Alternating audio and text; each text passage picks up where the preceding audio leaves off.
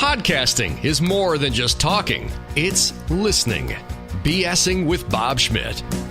BSing with Bob Schmidt. We've got Justin Loeber with us. Justin is a singer, a publicist, and an author. Justin wrote the book, Get Out of Your Own Way, Guide to Life, 10 Steps to Shift Gears, Dream Big, and to Do It Now.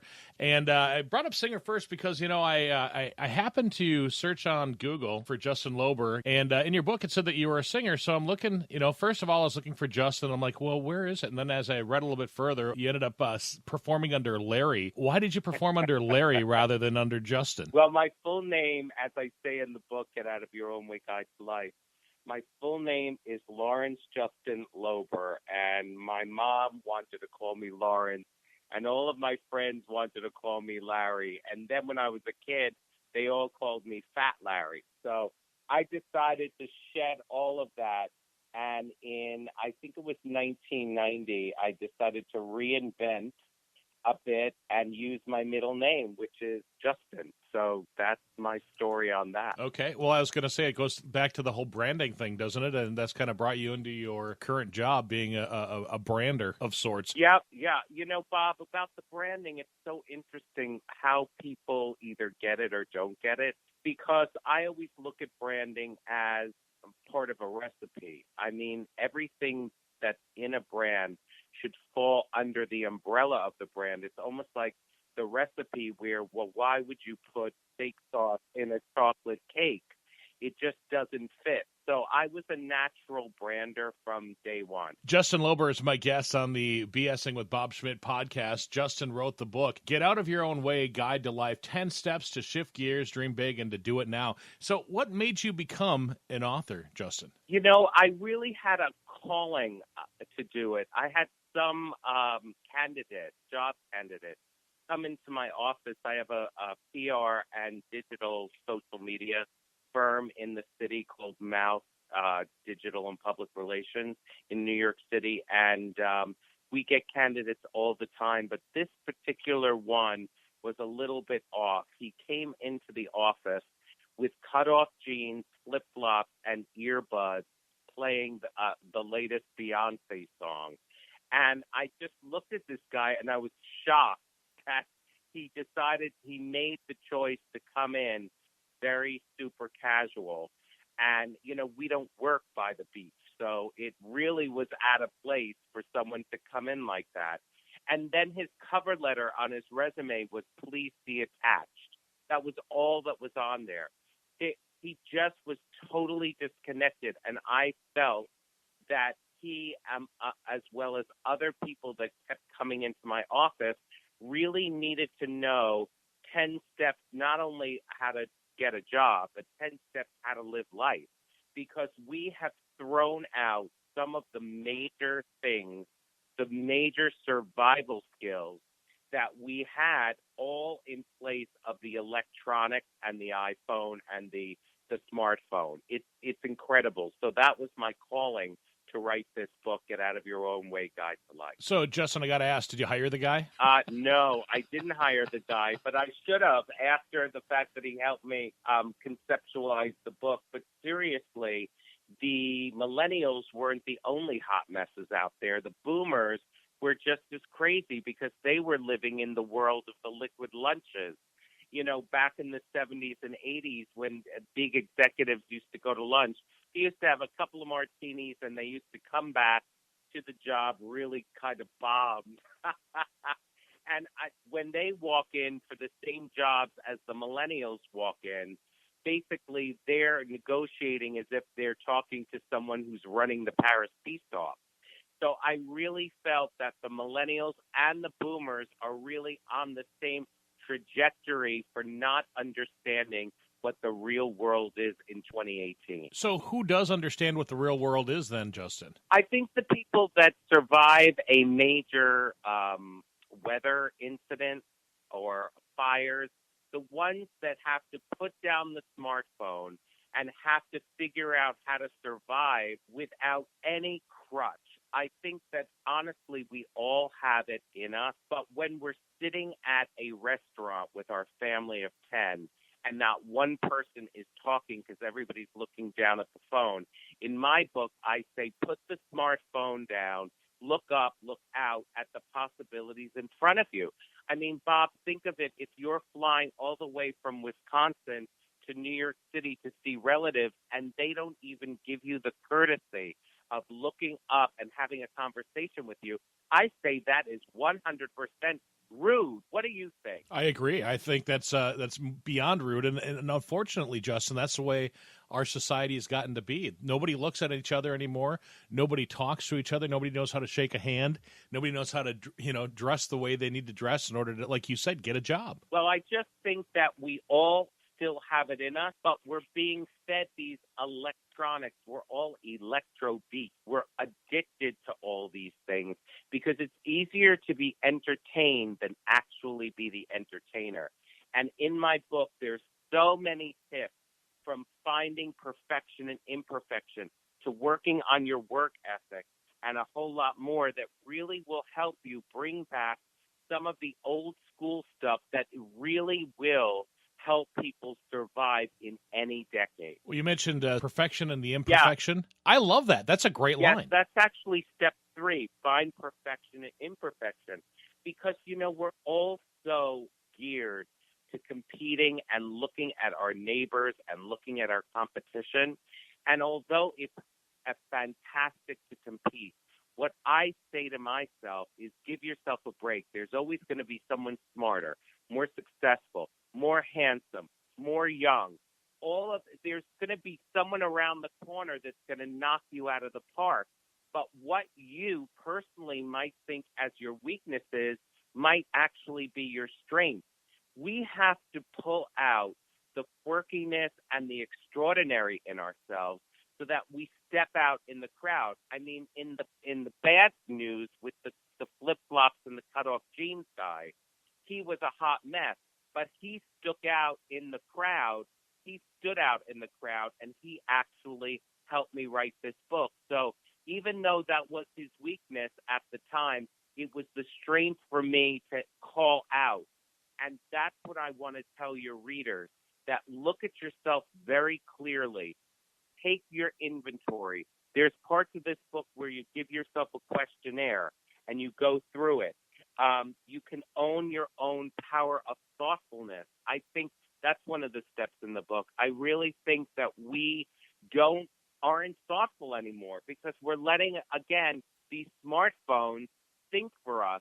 But think about it. Again, if you're traveling thousands of miles or you're accepting a guest thousands of miles, be thoughtful, be kind. It's not a negative to bring back some of those old school values. You mentioned that there's quizzes and stuff in the book. I'm just going to take one from your step 3, the finding the perfection in imperfection. Are you focused on them instead of celebrating you? And I know in an interview that I saw that you did on YouTube, you said that you used to be the guy that would try to please everybody. Instead of trying to focus in on yourself, you're trying to focus in on what other people and what they're dealing with. Absolutely. I mean, we all are known for 1 or 2 lines. I was known as the people pleaser. You might be known as the great interviewer. At the end of our lives, Bob, and I say this in the book, what do we really want to be known for?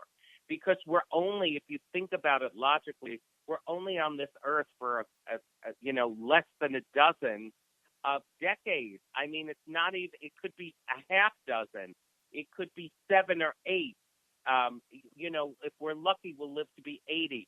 So what do you really want to be known for? Do you want to be known as a slacker who didn't do anything but took from his family? Or do you want to be known as a bus driver who morphed himself into a doctor? You can rewrite your own definition of normal, and you can actually take charge of what your own storyline is. And as I say in the book, at the end of the day, no one cares about your Wikipedia page and how fabulous you are. They're only going to go for that one line, and it might be gossip, and it's just going to be enough words that would fit on a tombstone, Bob. When you said tombstone, when you said tombstone, all of a sudden my mind went to pizza. I'm sorry, I'm a big guy and I like pizza. Well, I understand that. But honestly, he was a very nice husband. I mean, at the end of the day, you work your ass off, and that's going to be your one line. but you don't want your one line to be, he was an ass, correct? Well, that's true. If you ask my kids, they'll probably tell you that one. Well, if they tell you to your face, I would take some soap and wash their mouth out. Yeah, I know. You ever had your mouth washed out with soap, Justin? Absolutely. Those were the good old days. But it wasn't now it's called abuse. Yeah. But yesteryear, it was called a little bit of discipline goes a really long way. And again, I don't blame the millennials for being zombies. I really blame the boomers, because they're the parents and the grandparents of these kids who are called kids at the age of 30. And at the end of the day, they're the boomers are the ones that gave these millennials a free pass. And I think how horrible, you bring a child into the world and you don't give that child any skills. I mean, you can look at a little bird. They train their little young to go out and fly. And here, as humans, we're training our kids to be helpless, just looking at television, looking at the video games, looking down. I mean, this is the world we're living in. And honestly, it does start at the top of our country with our president and its candidates who are running for president. We are all in a communications bumper car. Right. Well, let's jump ahead then to step 6. Then you said communications. You got to learn how to communicate in order to survive in this world, I think. Absolutely. I mean, in my opinion, communication is practically the be-all and end-all of everything we do in life, if you think about it. People get all tied up in a bad text or an email, and it's not real. If you talk to the person, all of the nuances that you think were negative could actually be positive, because when you talk with people, you actually hear the tone and the passion in which that person is communicating with you. If you're caught in a text, if you have a text that's more than 5 words, you better pick up the phone and talk to a person, because it's horrible nowadays. People break up with others on a text. How helpless is that? How weak is that, Bob? Yeah, that's super weak. Do you think that you have that opinion, Justin, because you're old? Well, frankly, when I walk into a room, people think I'm 38. Actually, I would believe I'd believe that, and I was shocked when I heard your age. So that's the only reason why I threw That's the only reason why I threw that out there. Thank you so much. I got to tell you, age is really a number, and the reason why people think some people are old, some people are young, is because we're all being fed these marketing ideas, meaning that at 49, we're supposed to get the AARP magazine. The marketing of this country locks us in based on our age so that they can sell us different products. But if you take out all the white noise, and if you live your life in the vision that you want it to be, you will not fall prey to someone else's stereotypical ideology of who you should be or will be as you grow up. At 50-9, if I was going to dig my grave, I would not be doing it through a book. I would be doing it just as a kind of white noise. And right now, with this book, Get Out of Your Own Way Guide to Life, I am telling all of your readers to take the shovel, put the shovel down, stop being sold all this marketing crap, and just do your thing. And don't worry about what other people think. Take a risk. Is it hard to tell people not to listen to the PR stuff when that's what you do for a living? Well, PR is a very interesting definition, public relations. It's relating to the public. What I do in my job is I take some complicated issues the clients have, and I, quote unquote, dumb it down into some easy speak, so that when you deal with whatever it is you're representing, people will understand it in one line or two. If you are so complicated, if your ideas are so complicated that people don't understand it, then I would say you need a publicist. Do normal people need publicists? You know what? It seems like everybody needs a publicist these days. But, if you have an idea, if you have a product, if you have a restaurant, if you have a show, if you have a book, if you have cosmetics, the best thing you would need to do is have a publicist. A publicist is like a real estate broker. They're the go-between the media and the public.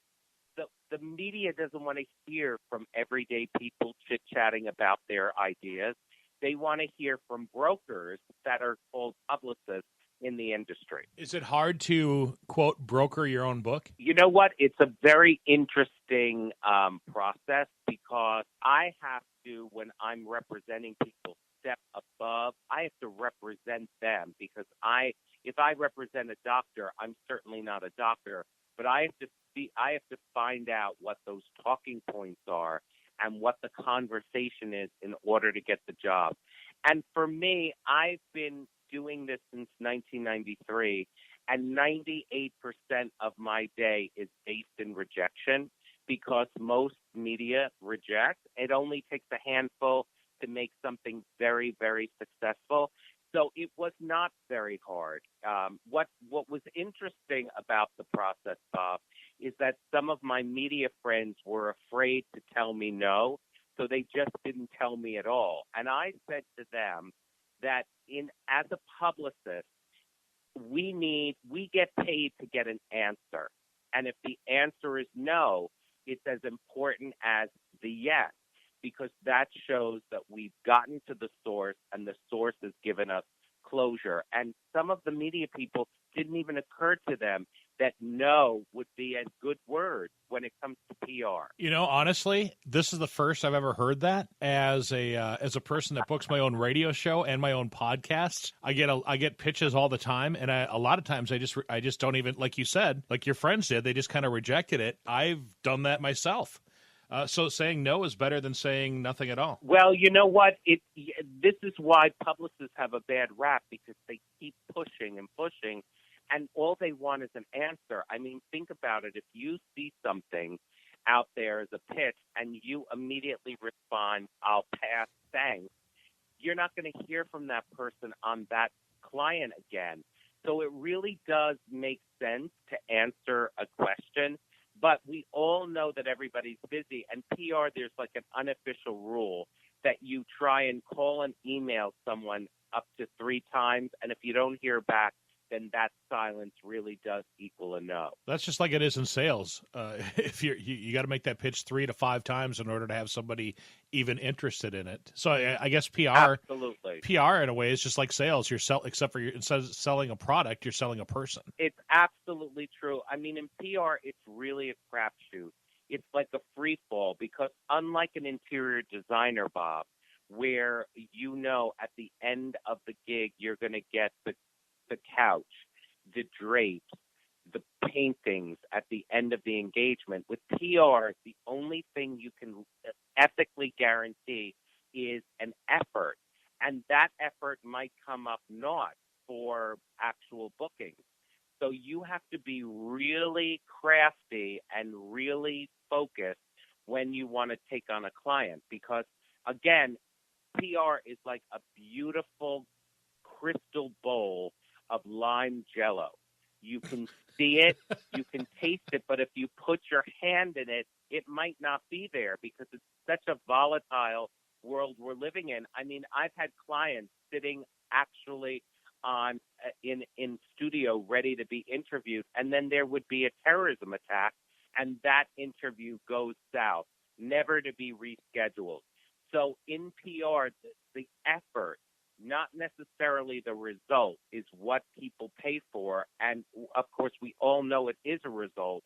So the pressure is on from day one. A lot of clients, I'm guessing, would probably think that mouthdigitalpr.com was trying to help them out, and they didn't realize that, well, they set up 15 interviews and they weren't able to close them all. That falls back on the client rather than on the PR company, Well, correct? it's interesting because, again, it comes back to even the tip of my book, Learn How to Communicate. It comes down to really being clear with your audience or with your client.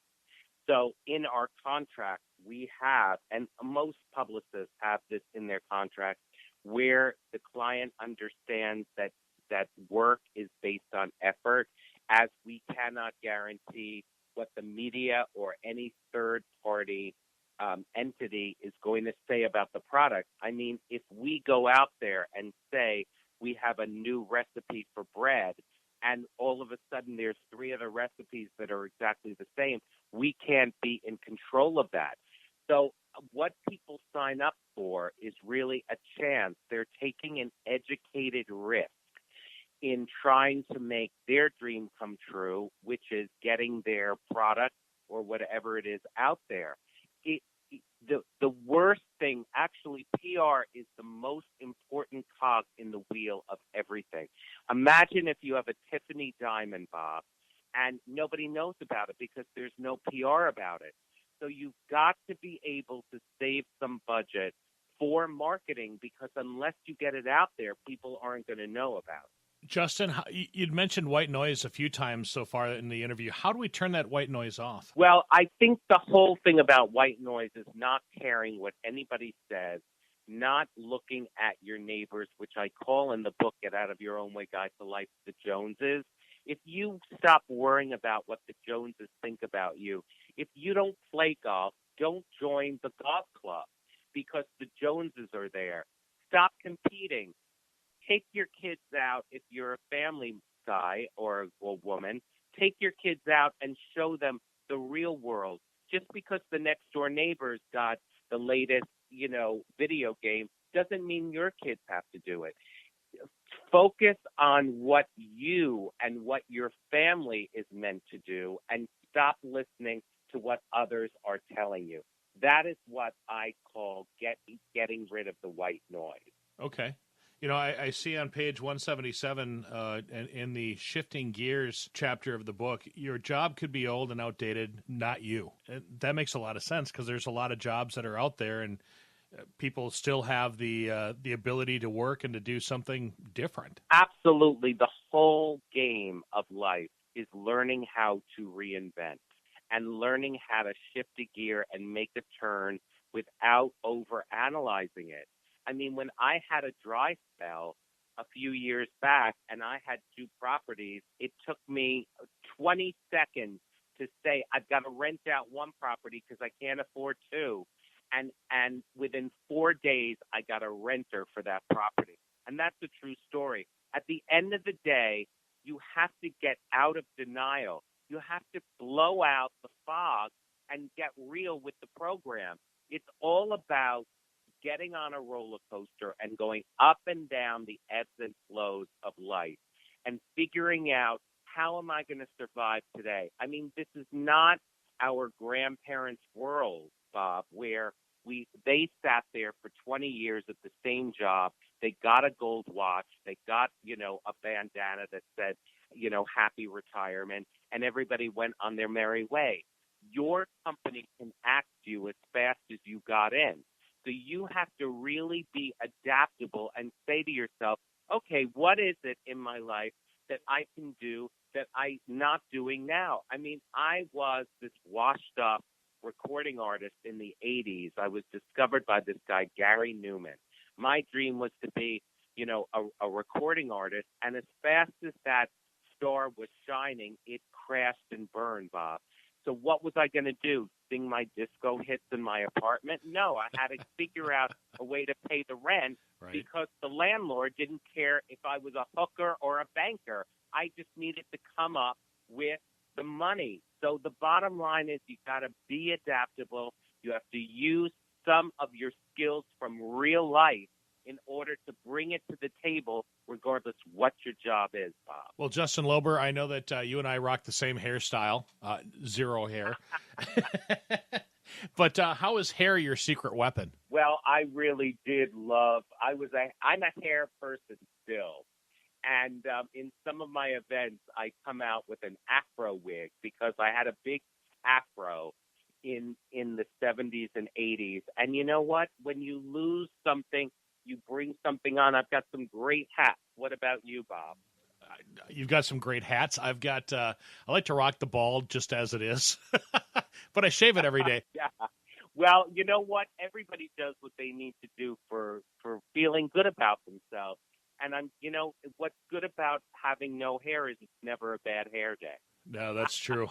That is so true. So I have to ask, we all have memories of our childhood, and smells one of the things that when I smell coffee, it reminds me of traveling in the car with my parents. What is a smell that brings you back to a pleasant place? Oh my gosh, that's a good one. Well, I wasn't thinking of a pleasant one for a second because Okay, this awful one smell. actually, What's an awful smell? okay.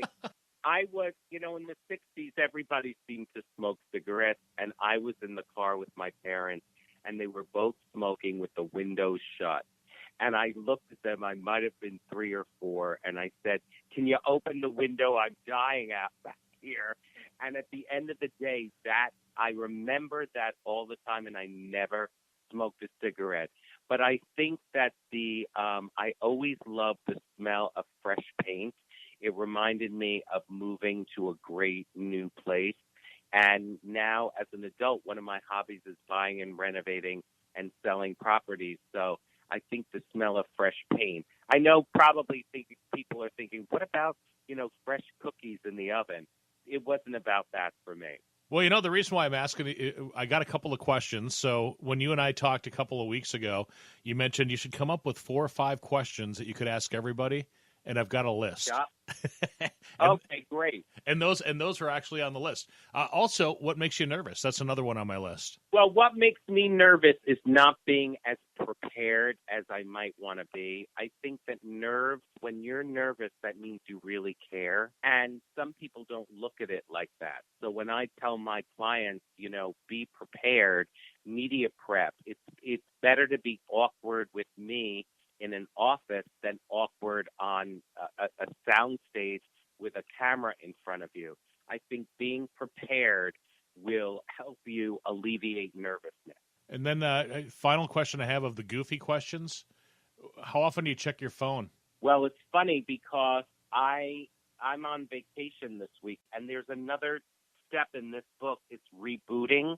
I really think that we have to honor rebooting. I mean, again, the smartphone is making us available 24/7, and I don't think that that's right. Unless I'm an emergency room doctor, you don't need to contact me on Sunday at 11:30 p.m. I think that if you reboot, if you step away from whatever it is you do and you get some physical rest, you're actually going to be doing a much better job when you come back to it. So I do believe in rebooting, and I only checked it once, and that was today. So that was 4 days from when I started the vacation. Are you kidding? So you haven't looked at your phone in 4 days? Nope. And people in my business go, how do you do that? And it's because I'm on vacation, and everybody deserves some vacation time. If you keep looking at the smartphone for the emails and all of that, I mean, you're going to drive yourself absolutely crazy. You're going to be addicted. And I want to actually honor my vacation time and be off. I don't want to be on while I'm off. I hear you right there, loud and clear, Justin. What's your favorite app on your phone? My favorite app, I would probably say, is either the JetBlue or the Groupon, which is a fun app. I go, let me see what they have for sale. And they always have some amazing things for sale, as long as you could figure out the small print. And also there's some real estate apps that I love. Whenever I want to think about moving or doing a new project, I always start scrolling on the real estate apps. Let's wrap things up with a little bit on customer service, because customer service is, I think, a lot of people's pet peeves. When they don't get it, they get angry, but when they have the chance to give it, sometimes they don't. I really call out some customer service in my book, Get Out of Your Own Way Guide to Life. One is Apple, and the other one is the Sleep Number bed. These were 2 companies that I was dealing with. One more disastrous as far as customer service than the other. I don't know about you, but every time I get a new iPhone, it takes 3 or 4 days to configure it. If I wanted to make a lot of money, I would do a T-shirt that says configuration is a bitch, because it's just putting the pieces of a puzzle together, Bob, right, with an iPhone is like climbing up Mount Everest. I mean, here's a company who charges you $1,000. You buy something, and then it tests the product after you've bought them. And to get customer service for them is like really nails on a chalkboard. It's such a painful project to get customer service. People, Bob, are so used to reading a script, they don't understand what the real deal is. And customer service, I think, is acting and communicating with people as if you're talking to your loved one, your parents, or your children. Do things for people like they're a family member, and all of a sudden your customer service capabilities will really go through the roof. Absolutely. Get Out of Your Own Way Guide to Life. Justin Loeber is my guest on the BS with Bob podcast. Justin, thanks for your time. How do we find the book, and how do we find you and follow you on Facebook and follow you on Twitter and stuff? Oh, that's awesome. Thank you so much. You can follow me. Well, the first thing is go onto my book website, which is called getoutofyourownwaybook.com. It's got all of the Twitter, Facebook. It's got my contact information. You can buy the book wherever books are sold. You can go on Amazon, BNN.com. There's all links to that on my book website, getoutofyourownwaybook.com. And my company is in New York is called Mouth Digital and Public Relations, and the website is mouthdigitalpr.com. And I want to thank you so much for giving me this opportunity, Bob. My pleasure. I enjoyed our conversation. Get Out of Your Own Way Guide to Life. Justin Loeber, thank you. Thank you so much. And I really wish all your readers that they make at least one dream come true in their lifetime. That's what it's all about, making dreams come true without apology. Gonna be asked with mine.